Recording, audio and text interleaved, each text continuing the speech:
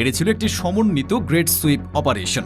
CIA, Mossad এবং MI6 এর সাথে যুক্ত 127 জন গুপ্তচরকে গ্রেফতার করে আইআরজিসি প্রমাণ করে দিয়েছে ইরানের মাটিতে এখন আর কোনো বিদেশি শক্তির ষড়যন্ত্র নিরাপদ নয়। কিন্তু এ গল্প এখানেই শেষ নয়, বরং আসল আতঙ্ক শুরু হয়েছে এখন। তেহরানের আজাদি স্কোয়ারে প্রস্তুত করা হচ্ছে 127টি ফাঁসির মঞ্চ।